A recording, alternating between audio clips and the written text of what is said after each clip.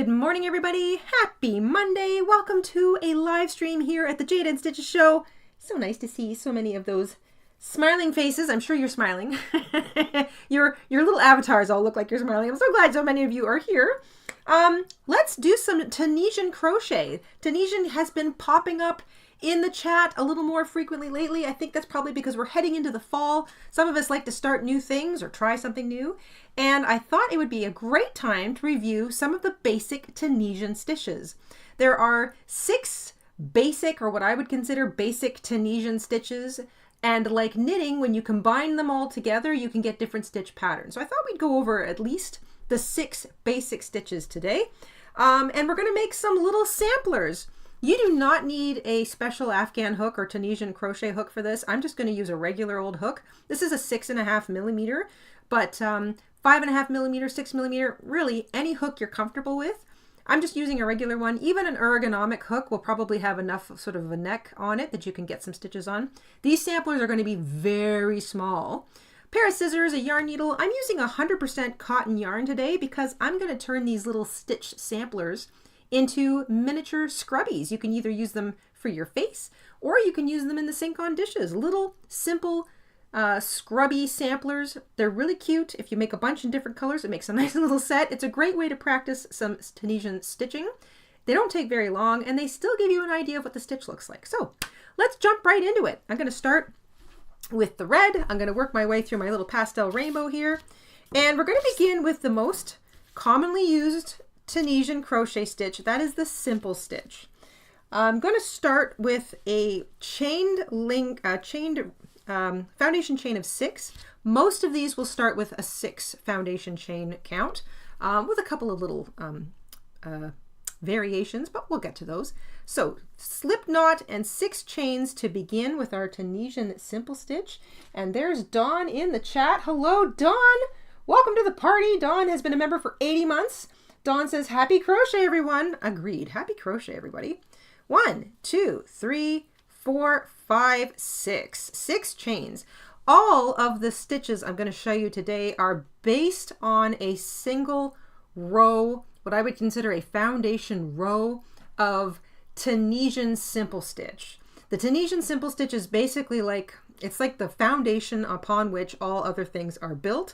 So the first row is going to look the same for all of these stitches, more or less. Again, with one little exception, but we'll get there. Okay.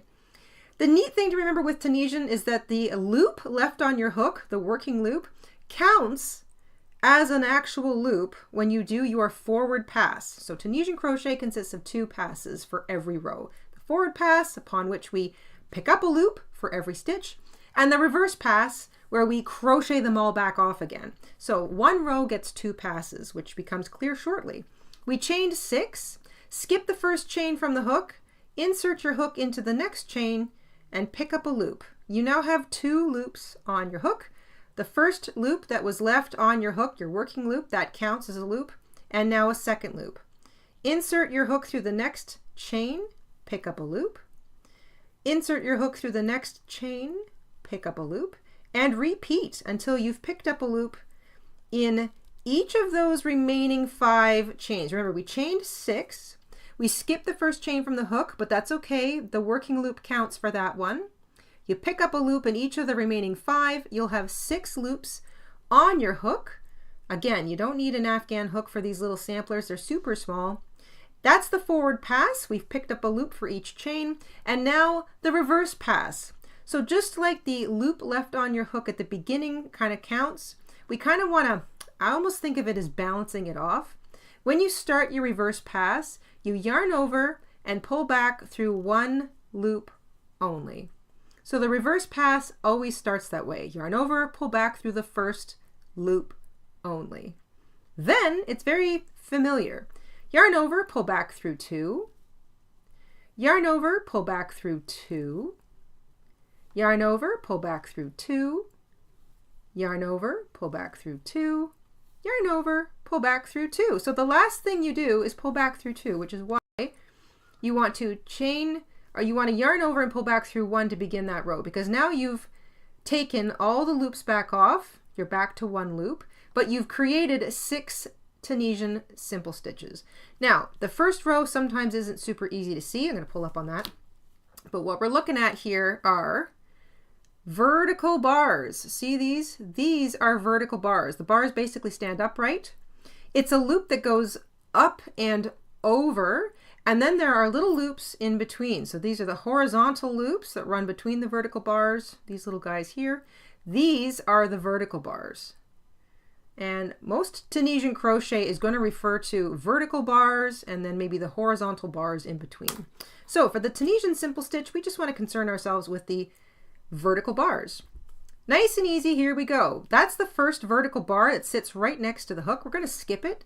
Instead, insert your hook underneath the next vertical bar and pick up a loop. You now have 2 loops on your hook. This loop works for your first vertical bar. So remember that working loop that's left on your hook, that always counts as your first loop no matter what. It's working here for this first vertical bar. You've just picked up a loop in your next vertical bar, and now you're going to do that for the remaining 4. Hook goes under the next vertical bar, pick up a loop. Hook goes under the next vertical bar, pick up a loop.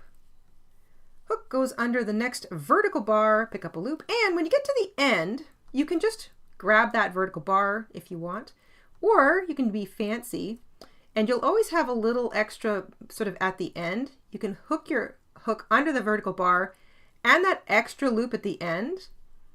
Pick up a loop through those 2 loops, and that will create a very familiar looking chain. It's a nice way to finish off an edge when you're doing Tunisian crochet. So when possible, try to slip your hook through those end 2 loops when you get to the end. Pick up a loop in that. That just creates a nice little chain. You'll have 6 loops on your hook. Yarn over, pull back through the first loop only. So again, reverse pass, yarn over, pull back through the first loop only. You'll still have 6 loops on your hook, and now we do pairs. Yarn over, back through 2, yarn over, back through 2, yarn over, back through 2, yarn over, back through 2, yarn over, back through 2. When you're making these little samplers, they should be able to move pretty quickly. You don't have to fight with too many loops. This is just so you get comfortable with the method of making the stitch itself. You get a look at how the pattern itself looks. I'm using a slightly larger hook than I would normally pair with this kind of yarn, but that's okay because I want to be able to clearly see my stitches.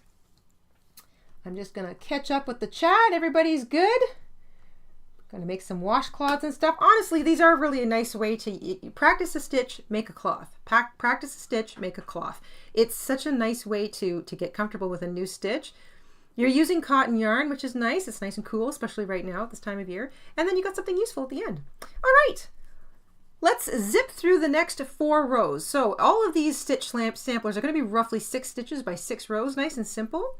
You skip the first vertical bar because you've already got a loop on your hook for that. Simple stitch means we go under the next vertical bar, pick up a loop. Under the next vertical bar, pick up a loop. Under the next vertical bar, pick up a loop.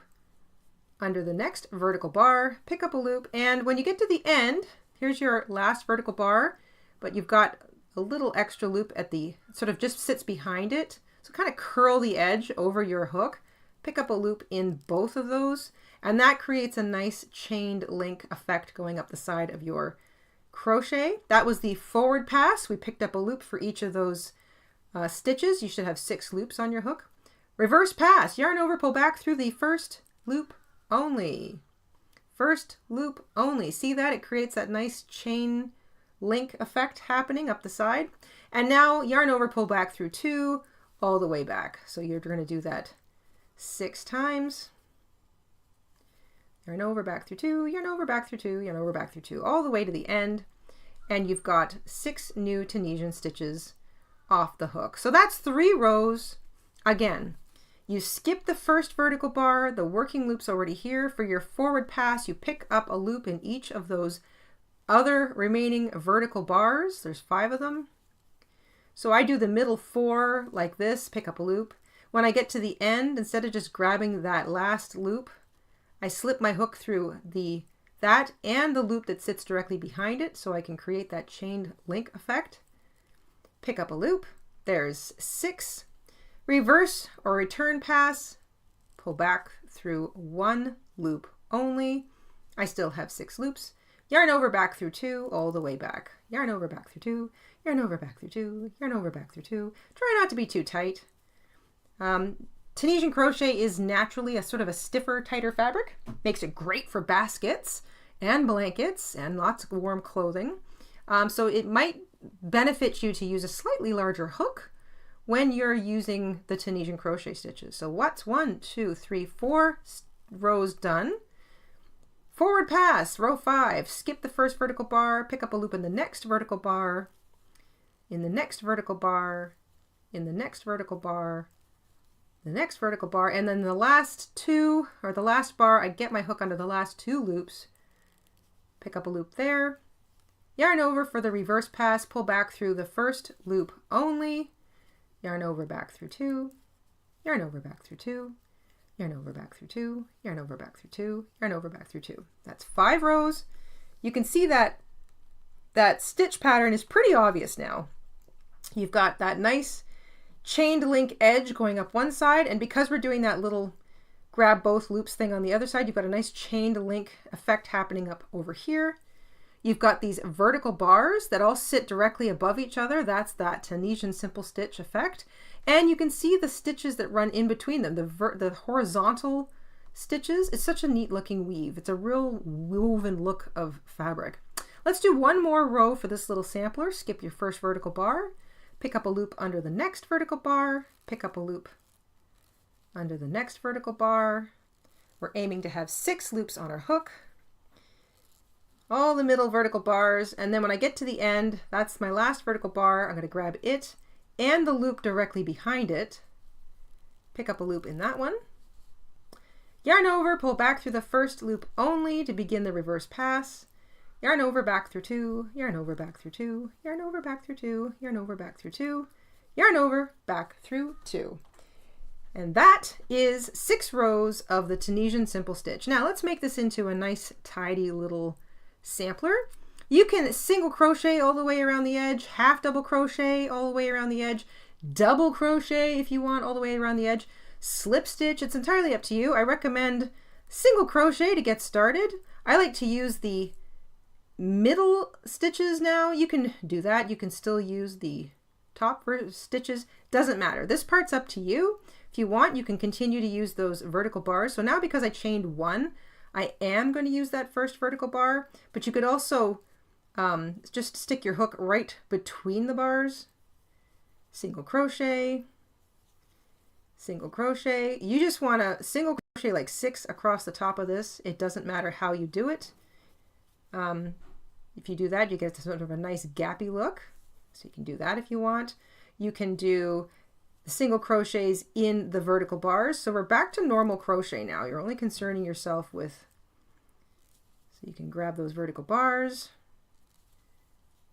It's entirely up to you how you want to do this. Remember, these are just little scrubby cloth. So putting on a little border is it's just that. You're just adding a little border.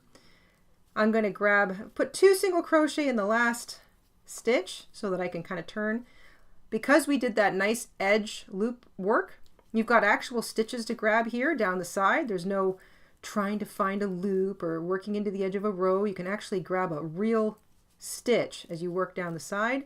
Don't concern yourself with stitch count when you're making a little tiny border on these things. Not important. When I get down to the bottom, there's my foundation chain row. I'm going to work 2 single crochet into this corner. Again, that just sort of turns the corner for me. Knocking stuff around here. Single crochet in each of those foundation chains across the bottom. I'm also going to take the opportunity to work over top of my short tail. So that works that in nicely. Then I'm over here. Actually, I should probably put that 2 single crochet in that last foundation chain. And then I'm going to single crochet in each of those nice, neat, orderly stitches up the side. And I'm going to finish with another single crochet in that first vertical bar, if I can see it. If not, I'll just put a second one. You know what? No, I'm just going to join. That doesn't look like an awkward corner. Like I said, don't worry about stitch count. All you're doing is putting a little border on that to make it tidy, right? So there's the back. of that little sampler, there's the front. And that Tunisian simple stitch is easily identifiable by all of those plain little vertical bars that all sit directly on top of each other. Nice and neat and tidy. You can fasten off, weave in that tail. That is stitch sampler number 1 done. That is the Tunisian simple stitch. I'm just going to weave this little tail in here and take a boo at the chat. I haven't been missing anybody. Everybody's popping in. Good morning. Welcome on a Monday to a live stream in which we discuss Tunisian crochet stitches. So the basic Tunisian crochet stitches, and then the combination of these can create some really nifty stitch patterns, much like you would if you knit. So if you knit, you realize that most knit patterns are kind of achieved by just mixing up knit and purl stitches, which is really amazing when you consider how many different sort of options you can get just out of those 2 basic little stitches. And it's very similar with Tunisian. All right, there's my little scrubby sort of number 1. That is my first sampler, Tunisian simple. I'm going to move on to some pretty little peach yarn now for my second Tunisian sampler. Here we go. Let's get this pretty peach going here. I think, oh, do I want to pull it from the middle? You know what? I think I'll just keep unraveling it from the outside. I don't really need a whole lot. Let's do the Tunisian full stitch now. This is a fun one. Some of these stitches I think are easier to sort of see than others, but I'll leave those decisions up to you. I think a lot of crochet is very subjective, so what I might find simple, somebody else might find tricky, and vice versa. So here we go. We're going to start with a slip knot on our hook, and we're going to chain 6. Hello, Dizzy D. Dizzy D is in the house. Dizzy D with a membership milestone. Dizzy's been a member for 25 months. Thank you, Dizzy. Dizzy says, I'm making a Tunisian lap blanket. Work on in between finishing my whips. It's nice to work on blankets in between other things. Blankets are huge projects. They're often very repetitive. So they're kind of a nice sort of nothing box space for your brain to go. And it's like a palette cleanser in between little projects. So it's good to have a big blanket project on the go most of the time, I feel. And there's Nancy too. Nancy Mack's been a member for 7 months. Hi, Nancy. Thank you for being here. Welcome, welcome, everybody. Okay, I've got a chain of 6, a 6 foundation chain for the Tunisian full stitch. We're going to start the same way. Remember I said that most of these stitches need to begin the same way. We're going to build off of a basic foundation row of Tunisian simple stitch. So again, skip the first chain from the hook. The loop on your hook is already working for that chain. Pick up a loop in each of the next 5 remaining chains. You'll have 6 loops on your hook. And again, you don't need a fancy hook for this. I'm just using a regular old hook because there's plenty of room on that neck for those 6 stitches that I'm working with. Reverse pass. So that was the forward pass. We picked up a loop in every chain. We're going to reverse now. Yarn over, pull back through the first loop only. Then yarn over, pull back through 2. Yarn over, pull back through 2, yarn over, pull back through 2, yarn over, pull back through 2, yarn over, pull back through 2. There is our foundation row.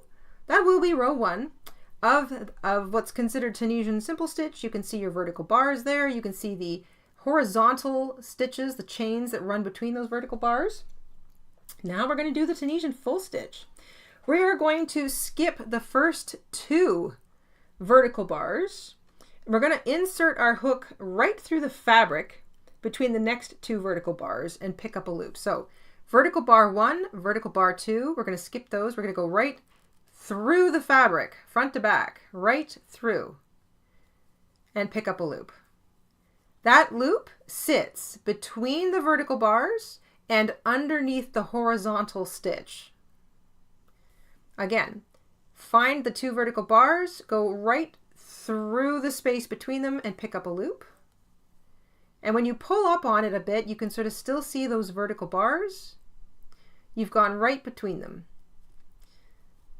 There's the next 2 vertical bars, go right between them, pick up a loop. There's the next 2 vertical bars, right between them, pick up a loop. Now that puts 5 loops on our hook. What do we want to do? We want to do that nice little finishing edge. So even though we've picked up a loop in between all those other vertical loops, when you get to the end, you pick up a loop between your last 2 vertical bars.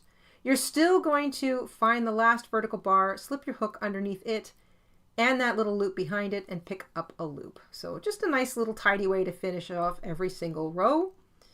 So what you're really doing is 4 main stitches that are what's considered the full stitch. So this loop, your working loop, always sits there, does its thing.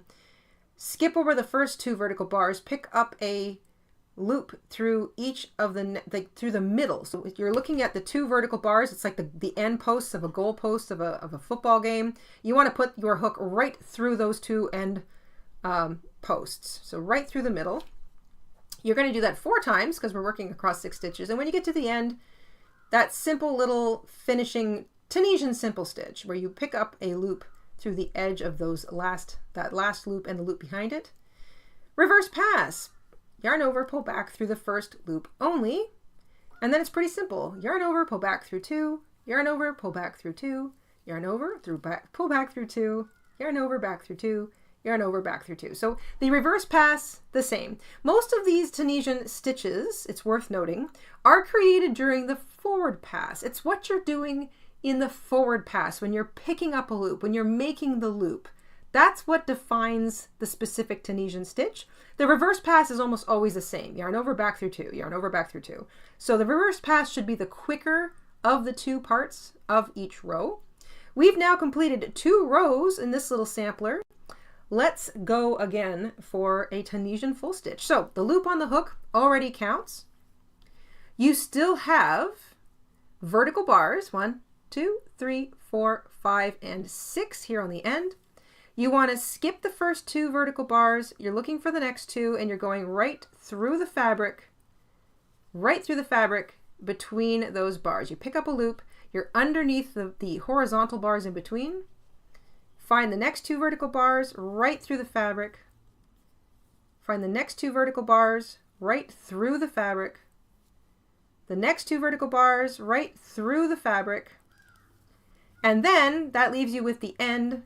You're going to pick up a loop in that end stitch. So that last vertical bar, the bar behind, or the loop behind it. So really what you're doing is you're creating 4 real full Tunisian stitches, or Tunisian full stitches. It's these 4 middle ones. So this guy always is just there. Your working stitch counts as a stitch nonetheless, but it's always just there. And your last one, you're picking it up on the edge, so you can just keep that nice chained look going up the edge. Yarn over, pull back through the first loop only for your reverse pass. You still have 6 loops on your hook. And then yarn over, back through 2. Yarn over, back through 2, all the way back. That's row 3. 2 rows of the official Tunisian full stitch. And you can sort of see that it's got a definitely different look. There's sort of a lean, it's kind of a loopy thing. It looks different than the simple stitch. Let's do 3 more rows of it. So loop on the hook counts as the first loop. Skip the first 2 vertical bars. Find the next 2 vertical bars to start. Pick up a loop right through the fabric. Next 2 vertical bars, right through the fabric. Next 2 vertical bars, right through the fabric. Next 2 vertical bars, the last pair I should say. Pick up a loop in the middle of those. Don't forget your last vertical bar. You're doing a simple stitch at the end. You're just picking up a loop. Just pause, make sure you've got 6. There's your working loop that started, your 4 real Tunisian full stitches, and then that last loop, which is a simple stitch. Yarn over, back through 1 to start. You still have 6. Yarn over, back through 2. Yarn over, back through 2. Yarn over, back through 2. All the way back. You'll have 1 loop left on your hook, and you're ready to start the next row. I really like the look of that particular stitch too. That's really cool. It's got like an interesting lean to it. You still, when you pull it apart, have 1, 2, 3, 4, 5, 6 vertical bars. It's just that these ones really want to lean. Let's do another. We've got the first vertical bar loop in action. We're going to skip the first 2 vertical bars. Hook goes through the fabric to pick up the next loop. There's the next 2 through the fabric. There's the next 2 through the fabric. There's the last 2 through the fabric, and then we finish the row with a simple stitch. We want to pick up a loop in the last vertical bar and just grab that loop behind it, and that will create that nice chained effect going up the other side. Yarn over, pull back through the first loop only to begin your reverse pass, and here we go. yarn over, back through 2, yarn over, back through 2, yarn over, back through 2, all the way back to the beginning. Definitely has a different look than the simple stitch. Good morning, everybody. If you're just joining us, we are working on the basic Tunisian stitches today. We're going to do at least 6. I hope I can stuff 6 into an hour. And we're just using cotton, size 4 medium weight cotton. And I'm making little simple scrubbies. So you can use these in the kitchen sink or you can use them on your face, whatever you like. That is 1, 2, 3, 4, 5. I think we've got one more row to go. One more row of Tunisian full stitch. Let's do it. We skip the first 2 vertical bars, go right through the fabric to pick up a loop. We're going to do this officially 4 times. And then you've got your last vertical bar on the end. Get your hook underneath it and the loop directly behind it. Pick up a loop in those end stitches. That just gives you that nice chained look all the way up the edge. You should have 6 loops on your hook. Yarn over, back through the first loop only for the reverse pass. And yarn over, off through 2, yarn over, back through 2, all the way back. There's your reverse pass. That was row 6. That is your Tunisian full stitch. Full because you're going right through the fabric, right between the vertical bars. Think of them like goal posts in a football game. And you're going underneath the 2 vertical loops that run in between your vertical bars. So there's these loops that sit between these loops. You want to go underneath those 2 loops between the goal posts. And that creates a very dense fabric. Much tighter than this one. That's still 6 rows by 6 stitches. Very different. Let's do a simple little border. Chain 1. Single crochet in regularly in each of those vertical bars all the way across. That's what I'm going to do here. Hello, Marie. Marie has been a member for 18 months. Thank you, Marie. Marie, with a membership milestone, says, "Ooh, year and a half. So thankful for you, Jayda. You've given me a way to express myself again. Thank you for being your quirky self." Well, thank you. We all must be our quirky selves. Be yourself because everybody else is taken. I love that. I think that's a line from Oscar Wilde and I love it. I'm going to put my hook through the last 2 loops, work 2 single crochet in the corner just to turn the corner. Single crochet in each of those stitches all the way down the side. Again, I don't care about stitch count. My intention is just to kind of create a simple little single crochet border, or like I said, you could half double crochet, double crochet, slip stitch, whatever you like. Whatever you like. These are for training purposes only, but it's nice to have something useful at the end. So 2 single crochet in the corner for me, single crochet in each of those foundation chains across the bottom. I'm also taking the opportunity to work over top of my little short tail.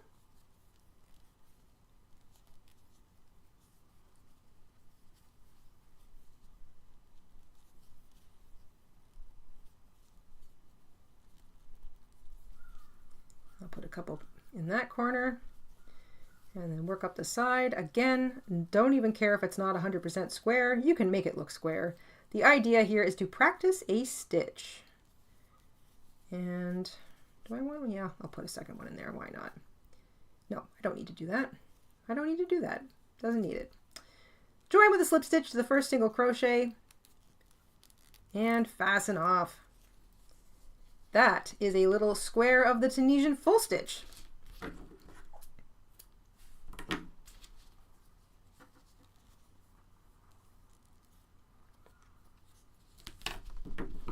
I am happy to hear that, Charlie. Thank you. Tunisian it's a bit of a brain. It requires you to change the way you think about crochet. Like I say, it's a bit of a hybrid of crochet and knitting. And I don't ever want that to turn somebody off. So if you love knitting and you're not sure about crochet, or you love crochet and you're not sure about knitting, I wouldn't want that statement, hey, it's a hybrid of the two, to be like, oh, well, then I probably won't like it or it'll be difficult. I just want to put that out there because it really is. You're working across the forward pass picks up a loop in every single stitch or single or chain to create the tapestry, basically, the warp or the weft. I can't remember which one would be which, but you're creating the base, and then on the reverse pass, you are creating the stitch. You're finishing the stitch. And then you get these really neat patterns. I think that's really cool. So that would be the first row, I think, down there. So that's the full stitch. It's got a real cool lean to it. That's the Tunisian simple stitch. That looks even really neat on a diamond. Cool, cool, cool. Okay, so those are the first two. Let's move on now, excuse me, to the purl stitch. I love this one. This is basically, if you knit, it's the reverse. I shouldn't use the word reverse. It's the opposite of the knit stitch. So here we go. I'm going to start with a slip knot on my hook. I'm going to chain 6.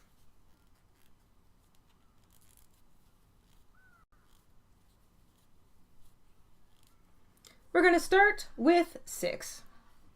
Now, this is something you can start the purl stitch right from the off. You don't have to make a base of Tunisian simple. You can if you want, but you can go right from sort of 0 straight into the purl stitch. If you knit, you know that when you purl, you bring your yarn to the front of your work before you create the stitch. It's the same thing with Tunisian. Like the previous ones, we're going to skip the first chain from the hook because this loop on your hook already is working for that. We're going to work on the next 5, but we're going to bring our yarn to the front of our work. Then we're going to put our hook through that chain and then pick up a loop as normal. I find it helps to just sort of hold that yarn. It crosses back over top. See, it's crossing over top. And when you pick up a loop, it's just easier if you hold that little cross. All right, 1, 2, 3, 4 loops left. Bring your yarn to the front. Here's your next chain. Hook goes through the chain as normal. Then you want to bring your yarn back. You're crossing back over top of that loop. I like to hold it, picking up a loop in that chain. There's 3 chains left. Bring your yarn to the front. I'll give myself a little slack here. Pick up a loop in the next chain. Bring your yarn back. You're crossing over top. I like to hold it, pick up a loop. We've got 2 chains left. Bring your yarn back to the front. Hook goes through the chain. Yarn crosses back over, pick up a loop. Excuse me. And then 1 chain left. Bring your yarn back to the front. Hook goes through that chain just as normal. You're just changing where you put the yarn before you make your loop. So don't think of it, don't try to complicate it in your brain. You're just changing where you bring your yarn before you make a loop. Instead of just leaving it to the back, you're bringing it to the front. Now, what does that do? Well, it creates this little row of loops, little bumpy ridges, these little guys. Normally, those would be at the back because the Tunisian simple stitch creates those on the back. Don't believe me? Here they are. That's the other side of the Tunisian simple stitch. So you might ask, well, why not just make Tunisian simple stitch and then look at it opposite, like flip it over and do simple stitch, but then just make that the front. You can totally do that if you're making a solid page or a solid sort of square of simple stitch. The reason it's good to know the purl stitch is because when you start to do more complicated Tunisian patterns, when you're mixing the knit stitch and the purl stitch together, you get all these incredible designs. So you want to know the opposite of the knit stitch. The opposite of the knit stitch is the purl stitch. The opposite of the purl stitch is the knit stitch. It is not the reverse because there's actually something called the reverse stitch, which I'm hoping to get to today, but this is the purl. So here we go. Reverse the back, so your forward row and your reverse row, or your what was I calling them? Your forward pass and your reverse pass. Return pass, I should say. The forward pass is you change the yarn. You're bringing the yarn to the front before you make your loop. But the return pass is the same as everything else. Yarn over, pull back through the first loop only, and then yarn over, pull back through 2, yarn over, pull back through 2, etc. So your return pass is almost always absolutely identical to all the other Tunisian crochet patterns out there. Come here, yarn. Why does it want to loop over my toes? Okay, here we go. So let's try another row of the Tunisian purl stitch. The first loop is already in action. It's the loop that's left on your hook. It's already using this one here. So the first and last stitch of most Tunisian is going to be a simple stitch by default. So this is a simple stitch. Let's focus on those stitches in the middle. So the vertical bars, we're looking for the vertical bar. Normally for the simple stitch, you would stick your hook underneath that vertical bar and pick up a loop. Well, for the purl stitch, you just want to change where your yarn is before you do that. Bring your yarn to the front, then slip your hook through the vertical bar. Your yarn just crosses back before you make a loop. I just hold it. I just find that's easier. And then that little ridge is created. There's my next vertical bar. I'm purl stitching, so I bring my yarn to the front. Then I go underneath the vertical bar. Then I wrap my yarn to the front, underneath the vertical bar, pick up a loop, yarn to the front, under the vertical bar, pick up a loop, yarn to the front, and then under the vertical bar at the back, I'm going to try and get both those stitches there. I'm going to pick up a loop. So you can technically do that purl stitch all the way to the end, or if you want, just do a regular Tunisian simple stitch at the end. I think I'm going to stick to the purl. Why not? Why not, indeed? This is, after all, just a little sampler. So you should still have 6 loops on your hook, and now what you've got are these nice little kind of ridges going across the top. It's just, they sit just underneath the loop on your hook. There's a little crossed ridge of yarn. Yarn over, pull back through the first loop only. That is how you begin your return pass. Yarn over, back through 2, yarn over, back through 2, yarn over, back through 2, yarn over, back through 2, yarn over, back through 2. So that is 2 complete rows now of purl stitch. Let's keep going. First loop, or the first vertical bar, already has a loop on your hook. Look for the next one. Bring yarn forward for a purl stitch. Yarn forward, and then pick up a loop in that vertical bar. You can hold that yarn. It gets easier with successive rows, especially if you don't, try not to be too tight. Again, I like to hold that yarn, just keeps it out of my way while I'm creating that loop. And you know what? You will find methods that work for you, whether it's how you twist your hook or, you know, where you put your yarn. It's just like anything else. I'm showing you kind of the how to do it, the technical, this is how you do it kind of thing. But when you are busy making it yourself, you'll find ways that make sense for you. I'm going to also do the last. So I'll get the last vertical bar and the loop behind it, and I'm still making Tunisian stitches in the purl. I should have 6 loops on my hook. Take a moment to kind of just neaten everything up here. Yep, looks like it. I've got that little ridge happening. There's 6 loops. Yarn over, pull back through the first loop only. Yarn over, back through 2, yarn over, back through 2, yarn over, back through 2, yarn over, back through 2, yarn over, back through 2. So there's 3 rows of Tunisian purl stitch. A little messy, but who cares? We're just practicing. And here we go. The first loop, or the loop left on your hook, counts for the first vertical bar. There's vertical bar number 2, 3, 4, and 5. 1, 2, 3, 4, 5. Where's number 6? Did I miss a bar? Oh, here it is right here. I skipped over it. There it is. First vertical bar, second. They're a little close together. 2, 3, 4, 5, and 6. So I want to get underneath that vertical bar. But before I do that, because I'm doing a purl, I want to bring my yarn to the front, then get my hook underneath that vertical bar and pick up a loop. Yarn to the front, pick up a loop in the next vertical bar,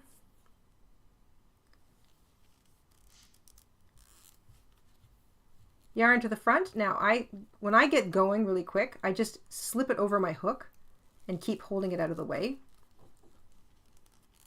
because I don't like to let go of my yarn. So you're supposed to bring it to the front. Well, bringing it to the front also means kind of just getting your hook underneath it. It's now to the front, technically. Don't be confused. I'm not creating a new loop. I'm just bringing it to the front, but I haven't let go of it. So if I do this, I'm kind of holding it out of the way, but it's to the front. Get that hook under that loop. So this is what I mean when I say you'll find little methods that work for you to help you move a little faster. And I want to get under that loop and the loop behind it, because I'm purl stitching all the way to the end. There we go. A little tight, but that's Tunisian for you. I have 6 loops on my hook. Excellent. That means there's one for every stitch. Yarn over, back through the first loop only.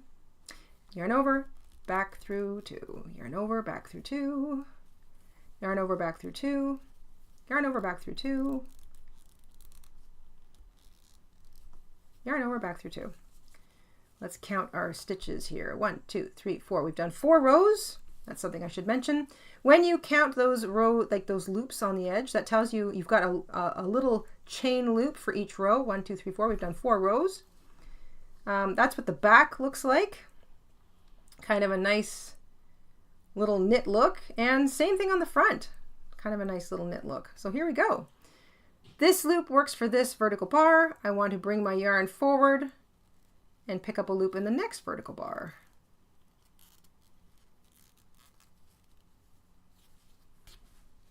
Yarn to the front, pick up a loop,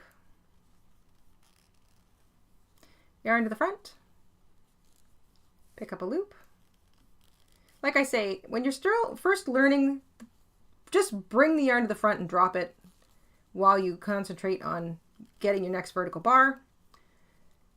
You can do things like what I do, where I just sort of hold it over top of the yarn or over top of the hook when you get a little more comfortable with it. So I should have 6. I do. Yarn over, pull back through the first loop only. That's my reverse pass beginning. Yarn over, back through 2, back through 2, back through 2, back through 2, and back through the last 2. Ba-ba. 1, 2, 3, 4, 5 rows. Let's do one more row of the purl stitch, Tunisian purl stitch. How many would I start with if I wanted to make a dishcloth, says Carlina. You know what? Purl stitch isn't stitch count specific, so as long a foundation chain as you wanted. It depends on the size of dishcloth you like. Some people like them to be 6 inches, 8 inches, or 10 inches. It depends on how much you want. What I would do is have your little measuring tape handy, and let's say you want a 7-inch wide dishcloth. Chain a foundation chain that's a little bit longer than 7 inches, and then just start from there. Count your chains. That's how many stitches you'll be working. And away to the races. Okay, we're going to do one more row of the purl stitch. You can do the purl stitch, the simple stitch. Oops, I almost did a simple stitch. A simple stitch, the full stitch. So all 3 that we've learned so far today, simple, full, and this purl, they all can be worked over any number of foundation chain rows. There's no set number for them.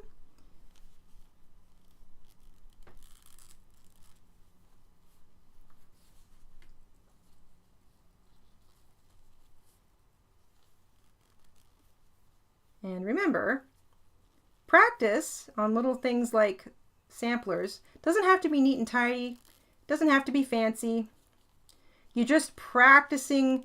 You're getting your fingers used to the placement of the hook, the twist of the hook, the placement of the yarn. You're learning the technical aspect of the stitch. It doesn't have to be neat and tidy. This is why I say it's really great to make a little sampler, because they're useful. You kind of got familiar with the way something works, and now it's useful. I'm going to do my little border now, chain 1 and single crochet as normal around each of those first 6 vertical bars. I'm going to single crochet down the edge, across the bottom, up the other side, and join with a single crochet. You can do any kind of stitching around the edge that you like, if you even want to do that. It's entirely up to you. Oh, I try to grab the 2 end pieces. Let me do that. A little bit of consistency here. There we go. I'll put 2 single crochet in the edge, just as a little corner, and then I will work down the side.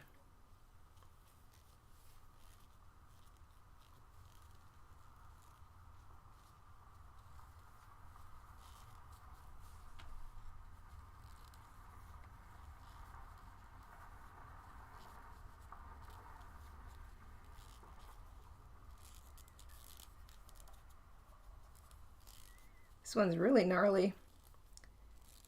It might be because I'm using a bigger hook. So I'm using a 6.5 millimeter hook. And I tend to purl when I'm knitting or crocheting. I tend to do purl stitches a little on the loose side. So with an already larger hook, this is going to look a little looser than it necessarily needs to be. But once again, it's just practice, so it doesn't matter. And I'm going to zip up the other side here.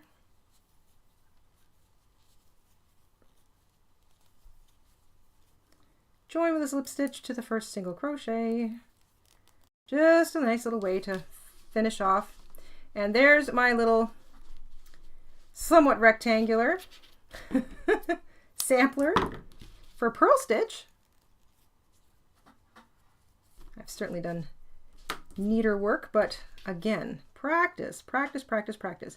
Another nice thing about doing the samplers, I always recommend this. So if you did the Tunisian, totally Tunisian calendar blanket along with me, I said at the beginning of darn near every single video, if not all of them, do a sampler, do a sampler, do a sampler, do a sampler. So before you launch into a project that uses any kind of Tunisian, and this really goes for any knitting or crochet period, but I found especially with the Tunisian, do this little, take the time to make a little tiny sampler. It gives you an idea of what your tension is like for that stitch. It gives you an idea of what the stitch is supposed to look like, how it's supposed to come together. It's very easy to get bogged down in the, oh no, what did I do wrong? I missed a stitch.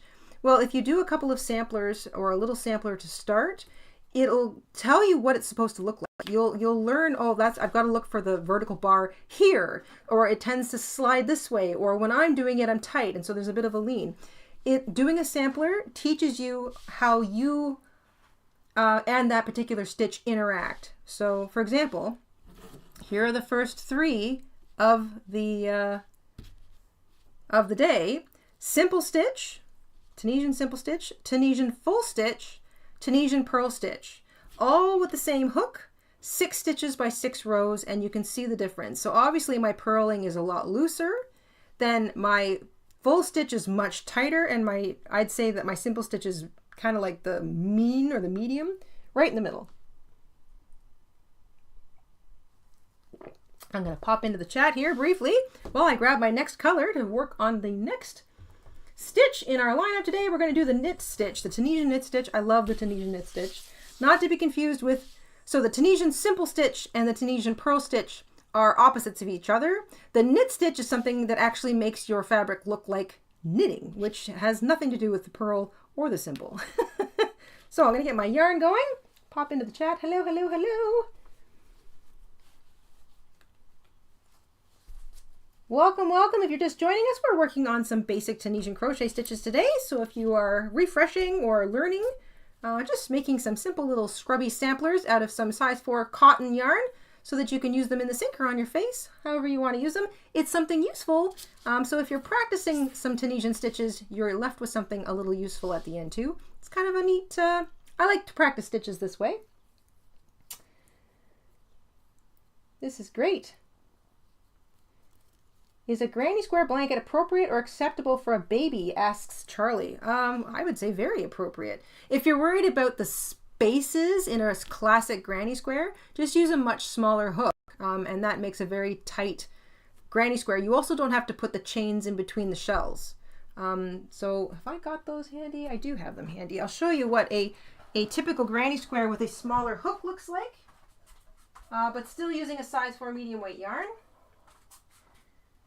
So I would totally use these for a baby blanket.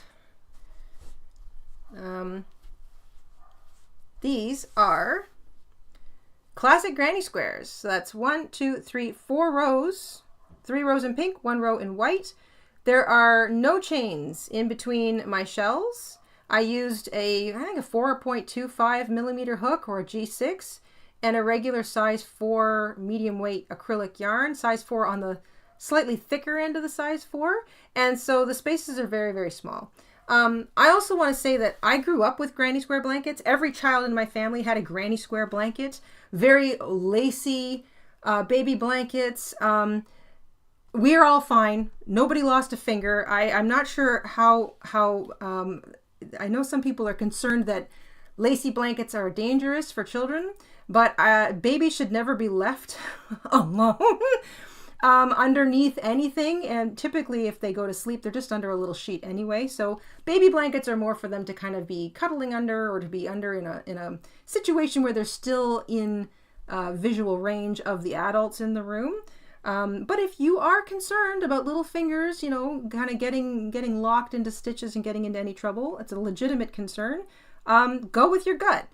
If you think this is not safe enough, or you're concerned about the spaces, again, make your stitches even tinier, or make a solid double crochet granny square. Remember, granny squares come in a bazillion different designs. Some of them are very thick, some of them are very open and lacy. Just go with the thicker, less lacy ones, and you can make a gorgeous baby blanket out of those. Great idea. All right, let's try the Tunisian double crochet stitch. Or did I say double crochet stitch or knit stitch? No, we're going to do the knit stitch. We'll do the double crochet stitch next if we still have room for that.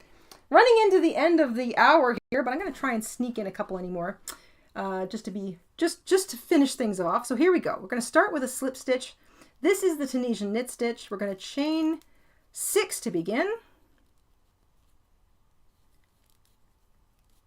I love the Tunisian knit stitch because it actually looks like knitting.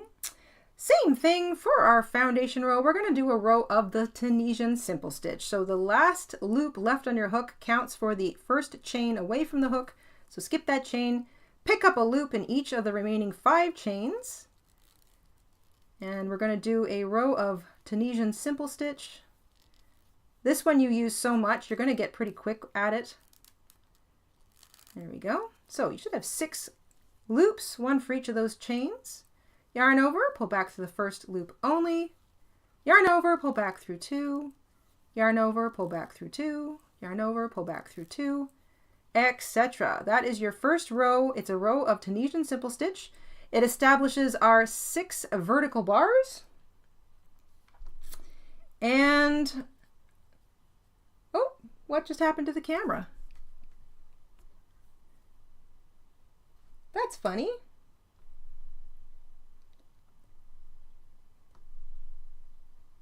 Oh my gosh, there's been all sorts of stuff going on in here. The camera got all confused. Looks like I've been missing things. Darn it all. All right, I want to just take, I hope we're still going. I want to just take a moment and thank Becky for gifting a membership. I don't know why I didn't see that. Looks like everything's stalled out on us. Thank you, Becky. And congratulations to Deb who won it. Mela with a membership milestone. Mela's been a member for 41 months. Thank you, Mela. Mela says, very first item I ever crocheted was a blanket made with the TSS, a Tunisian simple stitch. I'm currently working on a shawl that will have several different stitches. That's going to be gorgeous. And Joanna with a membership milestone. Joanna's been a member for 36 months. Says, hey Jayda, my favorite Tunisian stitch is the honeycomb stitch. I love that one. Okay, sounds like you can still hear me. That's great. I'm going to go find the mister and we're going to figure out what happened to the camera. I'm guessing, I could guess, but I don't want to. I'm guessing that there's a short circuit somewhere. 1 second, everybody. Oh, mister. Mr. InStitches. The camera has stopped working, but the microphone is still working. That's weird. Yeah, it's weird. I don't know what that means exactly, but okay, give me a minute. Sure. It just bailed. Bonkers. All right, everybody. Mr. InStitches is going to see if he can work his magic. In the meantime, I'm going to make sure I haven't missed anything else in the chat here.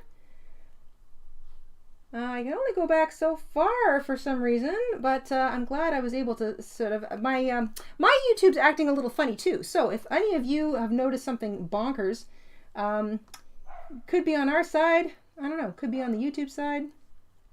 It sounds like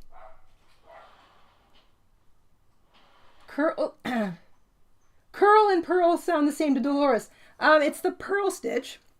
Excuse me, although it does curl at the bottom, so that's a good name for it too.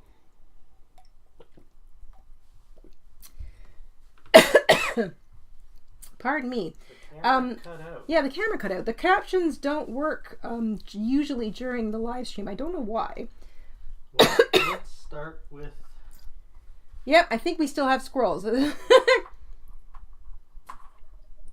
Can you check that connection? Because it could be... I did. Okay. Yeah, I already checked the connections. And it's also like flip. It just kicked on. It did it? Mine's. Yeah, so it was the connection. It probably got pulled a little bit or something. Well, where, over there maybe? One of these two, yeah. Oh, now it's back. Okay, does everybody see us? Ba, ba, ba, ba. And you're back. Thank you guys for hanging out. All okay. right. Thank you, Mr. InStitches. Glitch averted. All right. Let's get back to the fun. Yes, don't you just love technology? Agreed, Caroline. Finicky connection. Very finicky.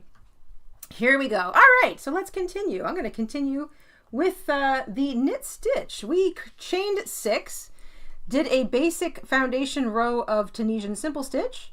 There are our 6 vertical bars. For the knit stitch, you want to actually go between the vertical bars, but not sets of 2, the actual vertical bar of each stitch. So each stitch consists of a vertical loop that goes up and over. You can see there's the front and the back of that loop, and then there's the horizontal loops in between.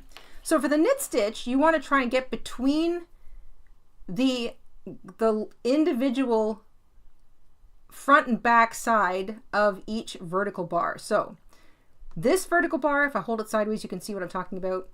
These are looped across all the way along this little thing that creates that looks like a chain stitch. That's the first vertical bar. That's the front and the back. This loop on your hook is already at work for the first vertical bar, so we're looking for the next 5. Here is your next vertical bar. There's the front, and if you kind of follow it all the way along, front, there's the back of it. So you want to put your hook right between the front and the back to pick up a loop. And the easiest way to do that is just to aim for that front loop like you were going to go under it, but just go through the fabric. You're not going through the fabric between 2 separate loops. You're going in between the loops of the same stitch. So I find if I aim for that first loop, this guy right here, if I aim and I keep my hook really close to it, I will go between the 2 parts of the same stitch. And then you just do that all the way across. And then I like to finish with a simple stitch. So I go underneath that vertical bar at the end, but I also get that bar right behind it. Pick up a loop, and you can really see this when we do our reverse pass. So yarn over, back through the first loop only, yarn over, back through 2, yarn over, back through 2, etc. This was row 2. But the first row of the Tunisian knit stitch, and there you go. You can really see that knit. It's like you're pulling up a loop inside the loop of the previous row. So what you're doing is you're really highlighting the fact that this is loops. It's chains that you are pulling the chain up. It looks like actual knitting. Let's do that again. Loop left on the hook counts for the first stitch, the first vertical bar, so you ignore it. There are your remaining 5 vertical bars. It's much easier now to see those loops right through the middle of the loop. If you have trouble, aim for the vertical bar and just keep your kind of hook really close to it, but you're going through the stitch to pick up a loop and then finish by picking up a loop in the edge. Then yarn over, pull back through the first loop only, yarn over, back through 2. This will be row 3 of the Tunisian knit stitch sampler. And look at that. You can really see that knit stitch. This is one of my favorites because it just looks like knitting. You're pulling those loops up all the way along. So cool. All right, let's try that. There's a Tunisian glitch stitch. Yeah, Charlie. that would be me, just in general, the Tunisian glitch stitch. All right, let's try a few more rows. That's 1, 2, 3 rows already. Loop on hook counts for the first one. You're looking for the next. Hook goes right through, pick up a loop. Right through the middle of those stitches, pick up a loop.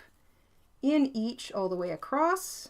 I also find the knit stitch to be nice and quick because every row that you do really highlights those knit stitches. It's easier to see, so it's easier to know where to put your hook. Reverse pass is nice and simple. This is a nice quick one. There we go.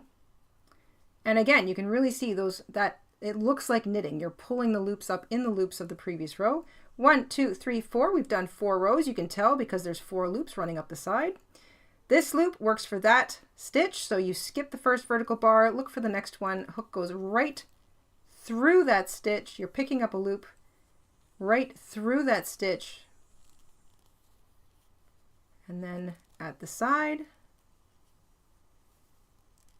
yarn over back through the first loop only, yarn over back through 2 all the way back, your reverse pass. And then one more row of the knit stitch. The knit stitch just, I mean, look at that. It looks like knitting. Isn't that cool? Such a neat stitch. 1, 2, 3, 4, 5 rows total. That's the vertical bar on the edge. If you're having trouble seeing your vertical bars, just pull back so that they all kind of line up for you. Again, your hook goes right through the stitch to pick up a loop. Aim for the next vertical bar that's on the front. It's easier to see, and just keep your hook really close to it as you go through the fabric.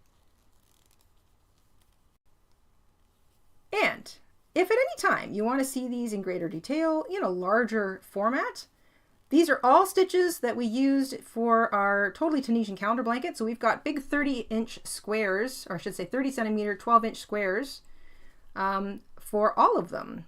Tutorials for all of them here on the channel. I'll make sure these 5 or 6 are specifically linked in the description box down below, but I think the entire playlist of the Tunisian calendar blanket is linked there already if you want to check it out.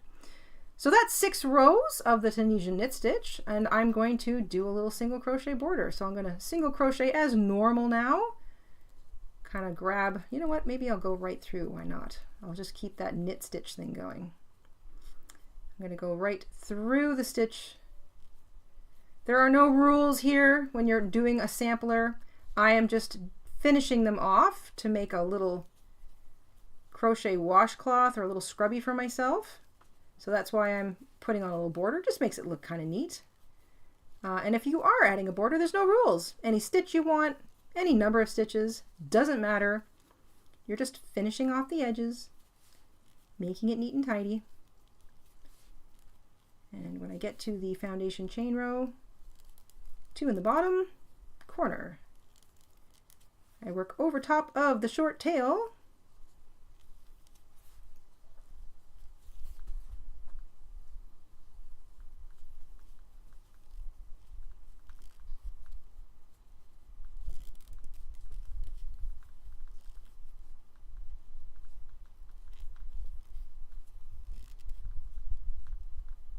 And then 2 over here, just to turn the corner. Not important. You can do them if you want. You don't have to. And then all the way up the other side. Single crochet, last stitch, slip stitch to join. There we go. That's a cute one. That's a really cute one. It's also kind of on the poofy side. I like poofy stitches.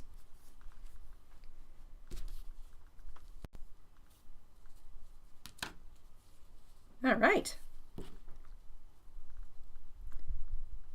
going to weave that tail in. We've done 4 of the basic Tunisian crochet stitches. We have officially been crocheting for an hour here, but we were kind of interrupted with technical difficulties. So I think I'm going to sneak in another, one. Did I just, what is that? Oh, looks like I caught a loop. This dishcloth style cotton, it's kind of on the loose side. It's not really deeply spun. It's another reason I like to sort of make some samplers with it. It can be messy, doesn't really matter to me. I'm going to turn it into a dishcloth anyway, so it's going to look a lot worse once it's finished its job. There's the knit stitch. That is really cute. Really does look like knitting. Kind of neat. It's amazing what you can do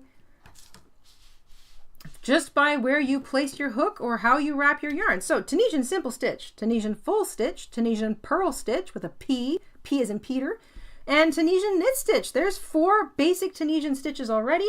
Let's do the Tunisian double crochet, and if we have any time whatsoever left, like you're all still interested, sneak in one more. I do love these. Here we go. I love the Tunisian double crochet stitch. It's awesome. You might find yourself wanting to use it in place of other double crochet stitch patterns. So for example, somebody did our our Fair Isle style calendar blanket, all that graph work. They did it with the Tunisian double crochet stitch as opposed to just the plain double crochet stitch, because you can totally do that. And it looks amazing. The Tunisian double crochet stitch ends up being a little bigger than the regular double crochet stitch. So a little sip of water, here we go. We're going to chain 7 as opposed to 6. There's a reason for that. So we're chaining 7 because 2 of those chains are going to count as a double crochet. We're going to launch right into creating the Tunisian double crochet stitch. We are going to skip the first 2 chains. That loop counts for those first 2 chains. Yarn over, pick up a loop in the 3rd chain from the hook. Yarn over, pull back through 2. Look familiar? Yarn over, pick up a loop in the next chain. Yarn over, pull back through 2.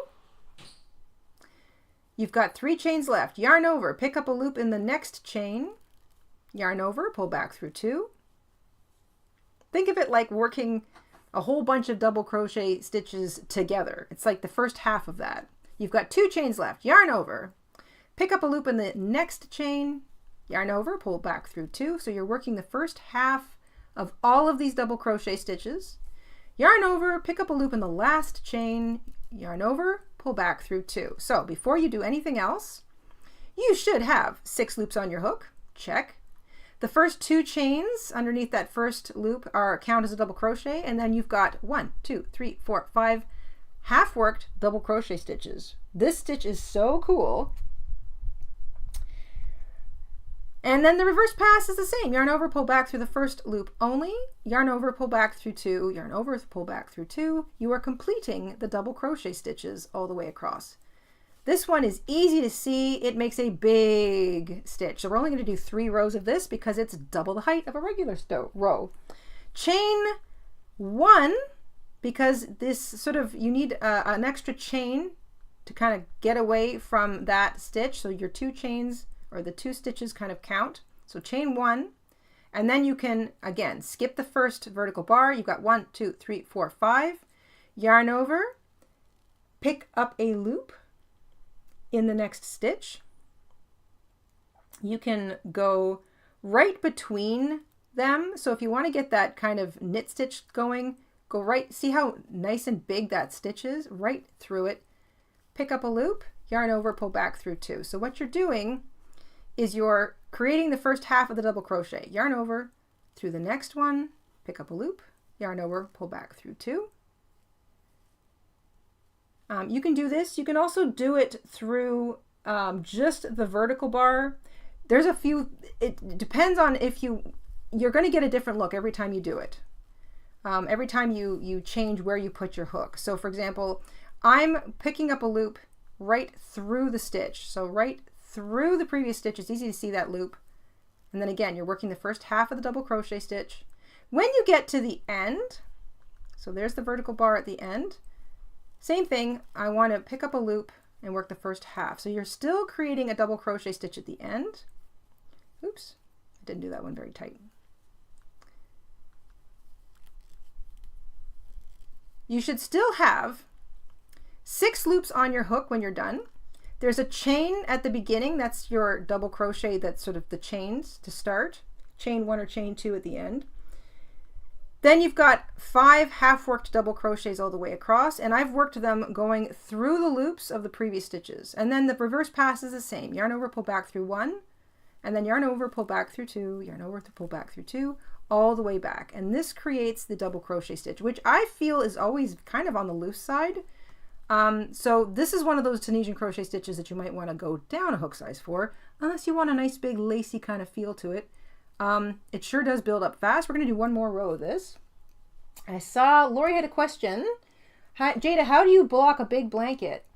I do it in pieces. I usually work on the floor on towels. Sometimes I work outside. And then sometimes I just work on, I have a low ironing board. So if I'm steaming the edges or I'm steaming parts of it, I'll still work on the ironing board, but I'll work on the floor. It's a low little ironing board that's usually meant to sit on a table, but I'll use it on the floor. If you don't have that, just put down a bunch of towels and work on not the carpet. I recommend working on like tile or cement, maybe if you're working in a basement. Make sure the floor is clean before you put your blanket down if you're doing any blocking. And you can also just like put towels down and then put the whole thing down on towels. And then if it's just wet blocking, you're just kind of pulling it into position and patting it down and pinning it in place to let it dry completely. But you can also steam it. So if you're using an iron, that's how I would do it. I would just work on the floor.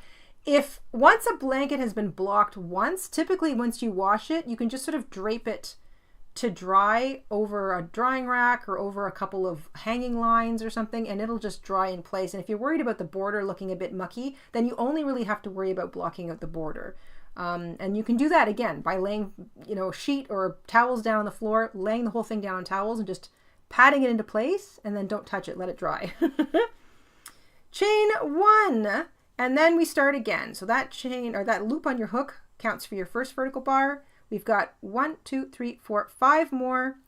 Yarn over, pick up a loop, and work the first half of a double crochet. And we're picking up loops right through the middle of the previous stitch loops. Previous stitches, it's the top of those double crochets from the previous row, the vertical loops. Remember, you're working the first half of a double crochet every single time. You don't want to forget and not do it and then end up with like extra loops on your hook. You should have 6. Nice and wide. And then the reverse pass is the same. Yarn over back through 1 to start. Yarn over back through 2. Yarn over back through 2. Yarn over back through 2. And so on.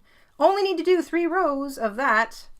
That is the Tunisian double crochet stitch. I really love that one. It's a lot of fun. It's nice and big. Chain 1, and I'm going to single crochet all the way around to give this one a little border as well. And I'm single crocheting right through the stitch, kind of like I did with the double crochet.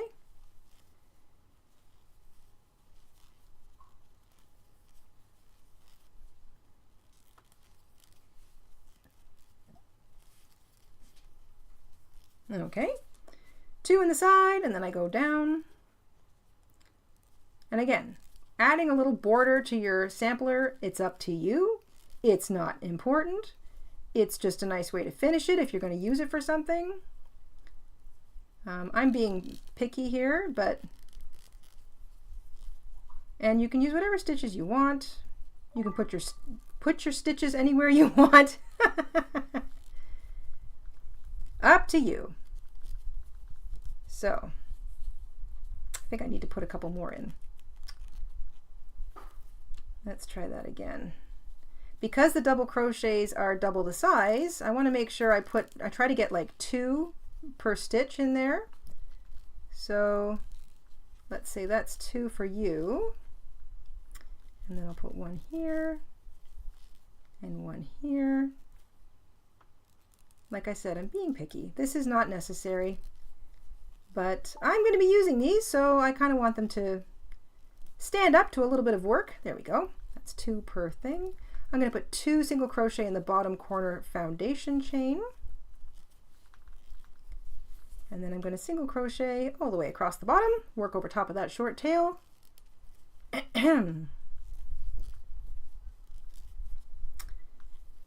I really like this stitch. It's fun, it's fast.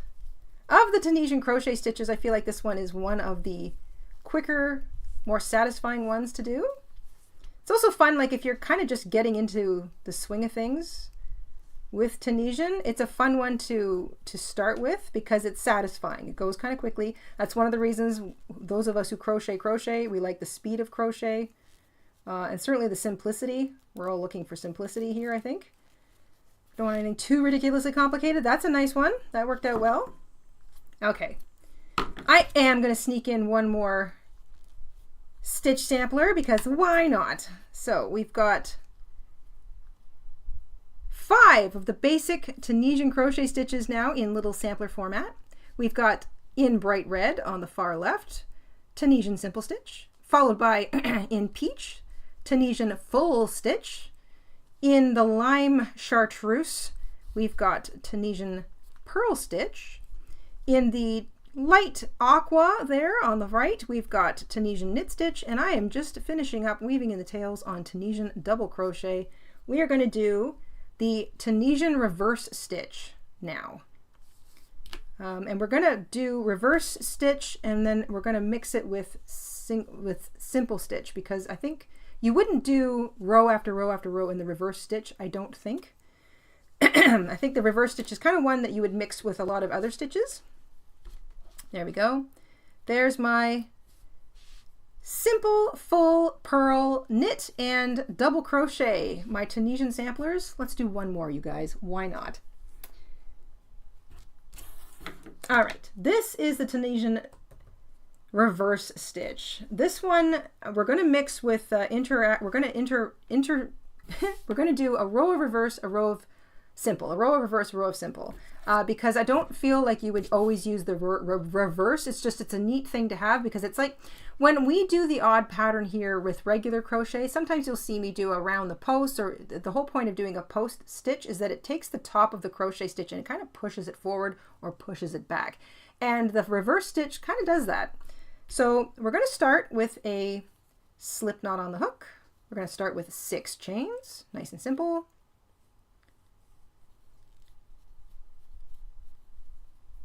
We're going to do a row of foundation Tunisian simple stitch. So skip your first chain, pick up a loop in each of the remaining 5 chains.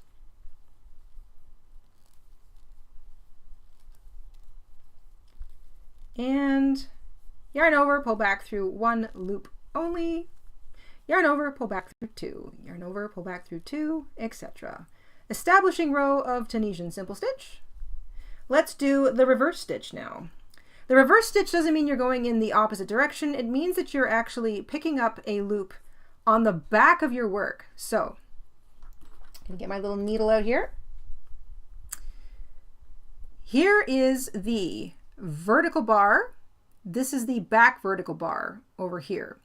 The horizontal loops kind of run through them. So you sort of, looks like your vertical bar kind of loops over and behind these horizontal ones. I hope you can sort of see that.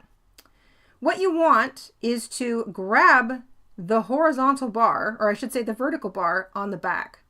So this is the front vertical bar right here. This is the back vertical bar. You want to grab it on the back. So you would flip it over, find the back vertical bar, get your hook under it, and pick up a loop. Move slowly, it helps. Okay, do them one at a time. Here's your next vertical bar. So there's the back of it. You can also grab it from behind if you're so bold. Hook comes in, grab that vertical bar. I'm making a mess of this. This is your vertical bar. The back of it, if I pull this apart, you can sort of see it right back here. That's the back of it. So if I go to the back, I've got my thumb on it. I want to get my hook underneath it and pull a loop up in it. There. It's kind of like you're creating the same ridge effect, but on the back of the back of your work, kind of like when you did the purl. So again, here's the vertical bar, the next one. This is the back of it. You want to grab that one from behind. This is the hardest row to see. The rest of them get a lot easier. And we're going to do it again. Vertical bar, there's the back of it. Get your hook under that. Pick up a loop. See, it's almost like when you were doing the purl stitch, you still end up with that ridge, but now it's kind of on the back. And then I'm going to finish with a simple stitch on the edge just to kind of keep things a little moving. So you've got 6 loops on your hook. Let's take them off. Yarn over back through 1 only, and then yarn over back through 2. The reverse stitch pushes all of the loops of the previous row forward. And it's just an interesting design choice. So instead of getting 1 row of of the little ridges like you do with the purl stitch, you get 2. Excuse me. Okay, let's interrupt with a row of the simple stitch. That's your first vertical bar. You skip it, pick up a loop across the fronts of each of those vertical bars. So you still have vertical bars. And then at the end, grab those 2 edge loops. Come here, you. There. So you've got 6 loops. Take them off as normal. So that was a row of Tunisian simple stitch, and then we're going to do the reverse stitch again. Reverse stitch, like I said, you probably wouldn't be doing row after row of it. You might even just be doing the odd reverse stitch in between other stitches. It's just helpful to know. So again, these are kind of easy to see. This is your first vertical bar. We skip it. Here are your next vertical bars. You can see both the front and the back of those stitches, right? Front, back, behind it. What you're doing is you are identifying the back bar, so it's easy to see, but you're grabbing it from behind. There we go. Pick up a loop in that bar. Here's the next vertical bar, and I want to grab the back of it and pull up a loop in it. This one takes a while. Sometimes you might find it's like once you sort of spread apart your work, you can kind of see it a little easier, and you just sort of work from the back. You're going to get used to seeing things. That's why you do a sampler, and then when you get to the end, just do a normal simple stitch on the end. Same sort of reverse pass. We're going to do a row of simple stitch and then one more row of reverse. So what does that do? There's the simple stitch in between. You can see those vertical bars. The reverse stitch pushes all of the loops forward, and you get this neat double ridge kind of look. It's like, it looks like knitting and purling, except that purl is only really one row of ridge, and it still creates that vertical bar. The reverse stitch pushes everything forward. So let's do a row of simple stitch. You skip your first vertical bar, just pick up a loop as normal in each of those vertical bars across. We'll do one more row of reverse. Reverse, in my opinion, is the trickiest because you're working almost upside down. It slows you down so you don't move along as quickly, but it does have a neat effect, which is why it's good to know these things. So you can really see this now. There's your row of simple stitch. You can see those vertical bars, and there's your row of reverse stitch. You've got all of these sort of ridges pushed down. One more row of reverse. So here we go. I'm looking for the vertical bars, 1, 2, 3, 4, 5. The first one I'm not touching. I'm going to flip it over. I can see them from this side. So if you can sort of, I'm looking at the back, vertical, vertical, vertical, vertical. So I'm going to just try and grab my vertical bars from the back. But if you get lost, just turn it over. There's a front one. Flip it over. There's the back. They always seem a little bit shorter, but there's room to get your hook in. Vertical front, vertical back. Vertical front, vertical back. And then when I get to the end, I just do a simple stitch on the end, just to keep things neat and tidy. And the reverse pass, or the return pass. There we go. That's 6 rows. 1, 2, 3, 4, 5, 6. That is rows of Tunisian simple stitch interrupted by rows of the reverse stitch, and you get this double ridge effect all the way up. Kind of cool. Like I said, good to know for the purpose of possibly using it in conjunction with other stitches. I don't think you would just do endless amounts of reverse stitch. Also, why would you want to? It is so tricky. But it's good to know these things. It's good to practice these stitches. They're kind of cool to have, and they do look neat. I'm just busy putting on my single crochet border now for this 6th and final basic Tunisian stitch sampler. So today I wanted to kind of look at the 6, what I consider the basic Tunisian stitches, and it's the combination of all these stitches that you kind of mix them all together and you get different stitch patterns. I love, for example, we mentioned the honeycomb stitch. That is a combination of the Tunisian simple stitch and the Tunisian purl stitch. I also really love the rib stitch, Tunisian rib stitch, which is a combination of the Tunisian simple stitch and the Tunisian, or the Tunisian knit stitch, I think, and the Tunisian purl stitch. And that you depending on how many you mix together, how often you switch back and forth, you get all these really cool different looks. And that's what our Totally Tunisian calendar blanket was all about. But you can experiment for yourself by mixing together these different stitches. You know, knit, purl, simple purl, simple full, knit full. There's just so many things you can do with these 6 basic stitches. It's really, really neat. So, while not a stitch sampler of complete reverse stitch, because I just think that's not kind of likely, we've done reverse Tunisian simple, reverse, simple, reverse, simple, reverse. So 3 rows of the full reverse stitch, full reverse. More importantly, I've got 6 cute little samplers now that I can turn into little scrubbies. I can always use a scrubby in the sink or outside. Do some washing outside. Maybe you can use them if you go camping. Make little cute little camping scrubbies. There we go. So, what a fun little thing. Tunisian simple, Tunisian full, Tunisian purl, Tunisian knit, Tunisian double crochet, Tunisian reverse, with a little bit of simple thrown in for good measure. That is 6 very basic Tunisian stitches. I now have 6 little scrubbies, and I have an hour and a half of hanging out with my favorite creative people. Thank you guys for sticking with me. Sorry about the technical issues earlier, but you know, squirrels, they're everywhere.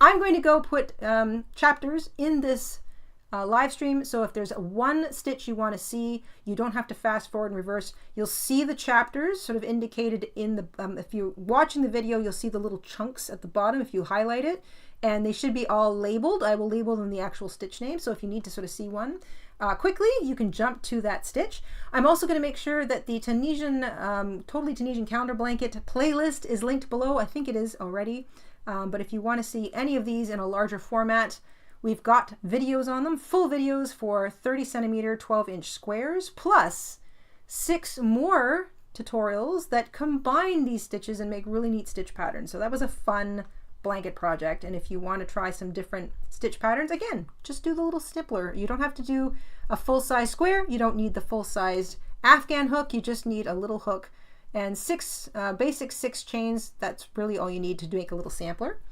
Don't worry about how it looks. Don't worry about how it feels or the tension or whatever. The important part of doing a sampler is just that. You want to see what your personal tension is with a specific stitch type, stitch pattern. You want to get used to what you're looking for when you're doing the technical aspect of that stitch, and you know, just to have an idea of how it looks. That's why you do a sampler. I cannot understate how important it is to do samplers, especially I think for the Tunisian stuff. So if you don't want your time to be wasted, turn them into little sampler scrubbies like I've done here, and then you can use them whenever you want to. Plus they look cute in all those bright colors. I hope you guys enjoy the rest of your week. It is calendar unblanket week. So I've got wicked fantastic posts of everybody's calendar unblankets coming all this week. Friday is the unblanket, and August, starting next week, we are going to do some different things. We'll be making a post about it, but our schedule is changing a little bit. We will not be live streaming for most of August. We've got some big projects around here that we've got to get to. It's going to require our time. So August will be, we are not planning any live streams in August. I'm going to say that. And then we will have some videos for you as usual, but we also take our 2-week break in August, which will be around the middle of the month. I will be making a schedule change post about it, so be sure to check out the posts tab on our YouTube channel for all the information that'll be coming soon. But more importantly, stay tuned for everybody's amazing unblanket work. It is just so cool. And Friday, we'll see you for the Friday, August already unblanket. Wowzers. Have a great rest of your day. Enjoy the rest of your week. Happy middle of summer. And we'll see you guys really soon. Take care. Ciao, everybody.